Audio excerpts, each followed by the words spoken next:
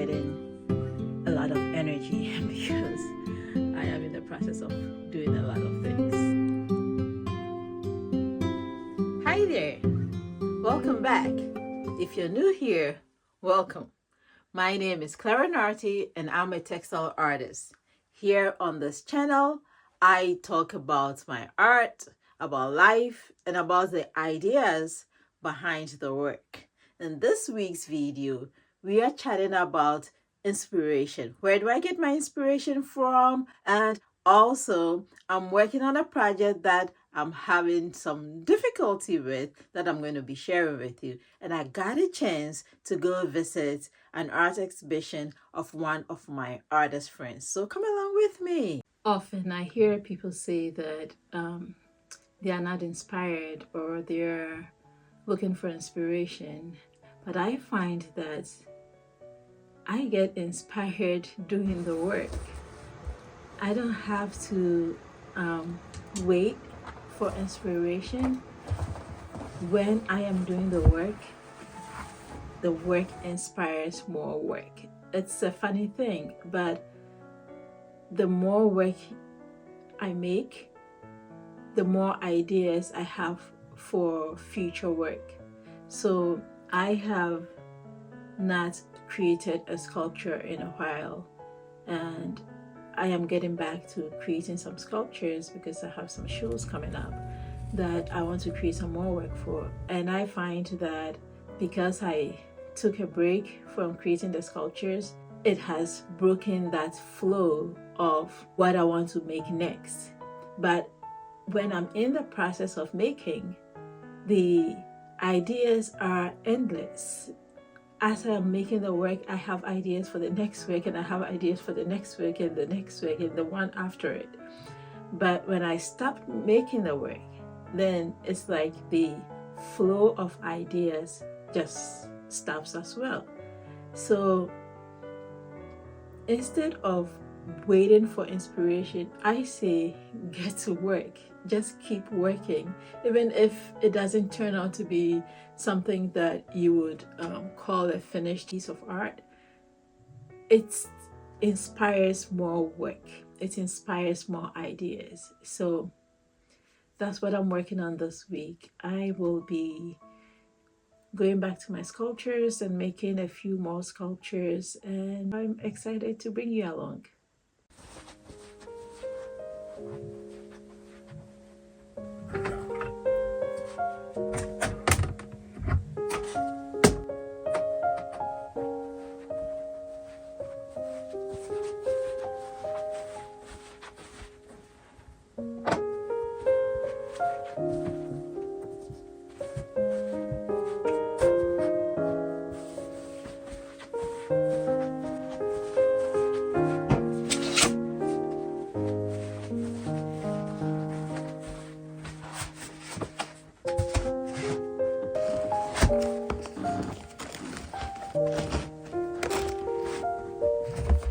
I often say that the beginning of a project is the hardest part of the project.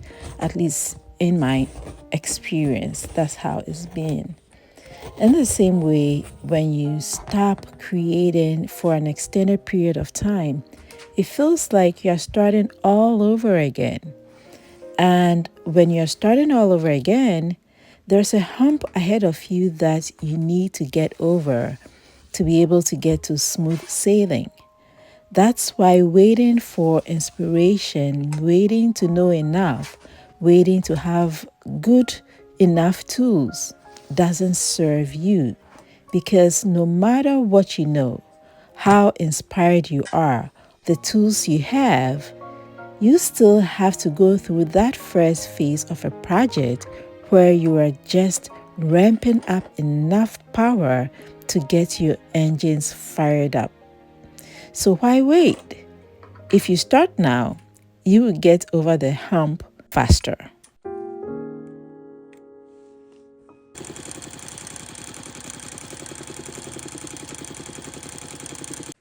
The fabric that I'm using is called kente. It is made in Ghana, and it is hand woven on looms, and they are woven into very narrow strips. So let me show you. So you look at this, you would notice that this whole fabric is actually stitched together from strips. Let's see, they are about, let's see, 1, 2, 3, 4, 5, about 6 inches wide. So they are woven as very narrow strips, and then the strips are stitched together to create this large fabric. So what I'm going to do is so what I do when I want to use it is I take the strips apart, and then I cut through the woven fabric.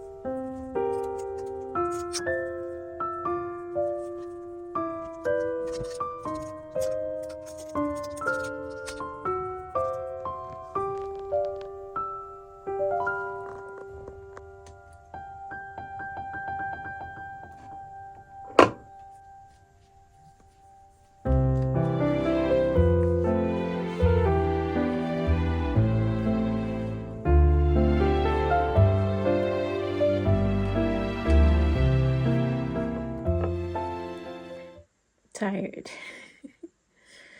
It's time to go to bed. And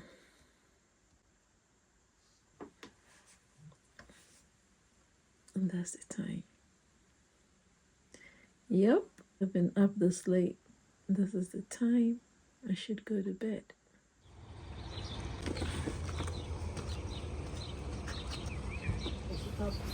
Today, I received a delivery of my artwork, which had been in a previous show. When I made it, framing was down to the wire.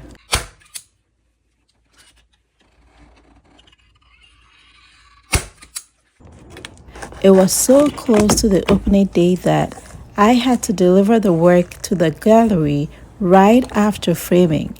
So I didn't really get exact measurements of the framed piece, although I knew the size before it was framed. At the time, all that mattered was that it made it on time to be in the show.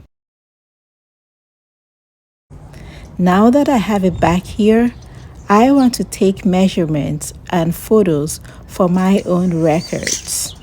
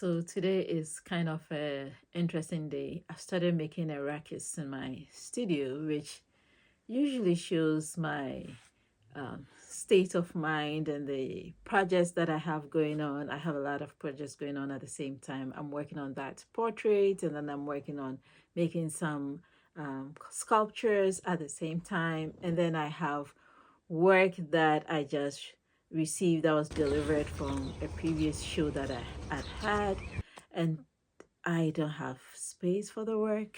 I have to figure out where to put the new work that just came in to the studio. My studio is full, so I have work in boxes. I want to show you in there with work in it, and I have the big box, which is not even here yet. It's I have to bring it down into the studio. But yep, I have a lot of things going on this week, and I'm going to work at them one at a time and remind myself to take breaks and drink a lot of water.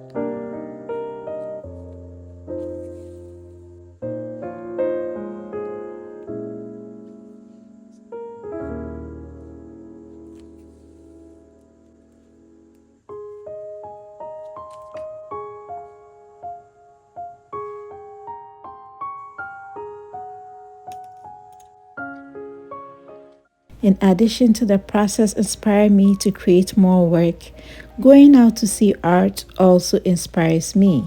I discussed this in another video, so today I am going to bring you along with me to see an exhibit of an artist friend called Kat. Kat makes work using found objects, craft paper, and corrugated paper. She's developed her own paper techniques, and she uses both painting and quilting techniques in her work. Come with me.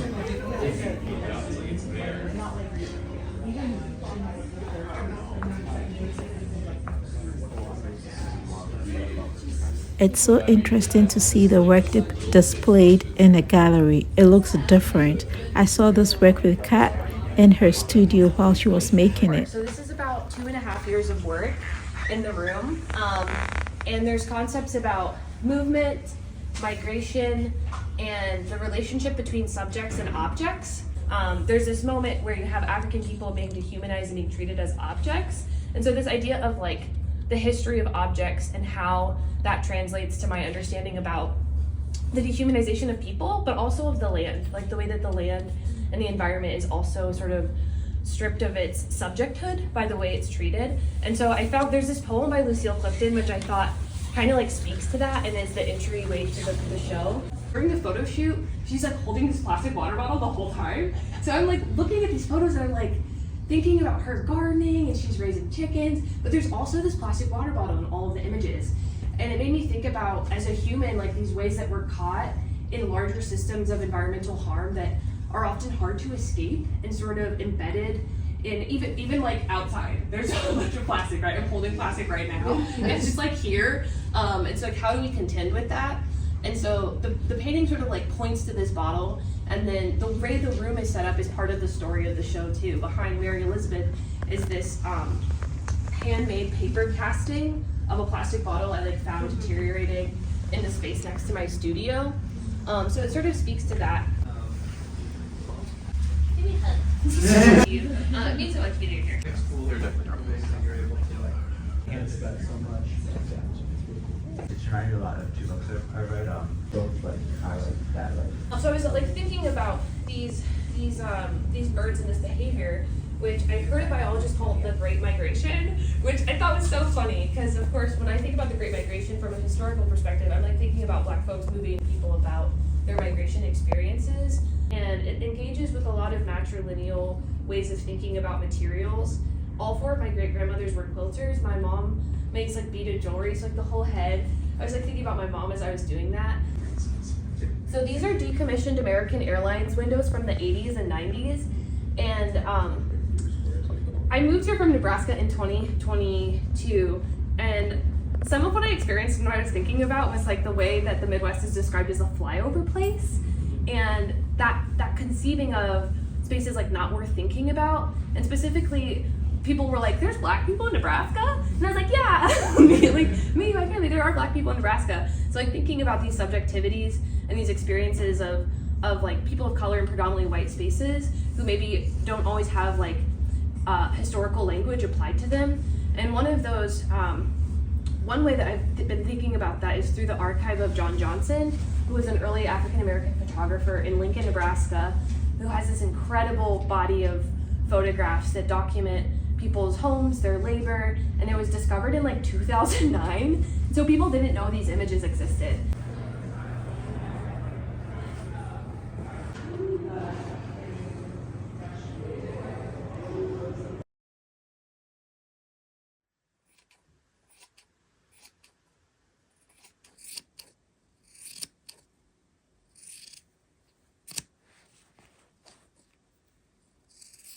The other day, I saw this quote on social media. It says, motivation follows behavior and not the other way around. Most people wait to feel motivation before they act, but the brain generates motivation in response to action, not in preparation for it. Waiting to feel ready is waiting for something the brain only produces after you have already started. After reading this quote, I said to myself, oh my gosh, I feel it's the same way with inspiration. I feel that inspiration follows action, not the other way around. Waiting to get inspired in order for you to take an action, in order for you to create, is the wrong sequence. Taking action so that you get inspired is the better way. You create to get yourself inspired to create more. So I had a specific idea of how I wanted to compose the sculpture that I'm working on. I wanted to arrange the different pieces of the elements in the sculpture in a certain way that I had composed it in my mind. And so I had made little objects out of the yarn paper that I had embroidered using the cat threads. And I wanted to arrange them all together in a certain way to build the sculpture that I'm working on. And then I tried it out and it didn't look good. It didn't look good. It didn't come out the way that I had visualized it. And I have tried different variations of the composition and it's still not coming together. So I have to let it sit for a little while. And this is what happens when you take a break. I took too long of a break. And now that I'm coming back to it, I'm having difficulty composing the sculptures in the way that I want. So this is to be continued. Next week, I'll give you an update on how it all comes together. Hopefully, I would have figured it out next week. So stay tuned for next week. And I want to say thank you for spending time with me in my studio this week. And if you have not yet subscribed, please do subscribe. It helps other people find this channel. And I'll see you next week. But until I see you, create something beautiful and share it with the world. See you next week.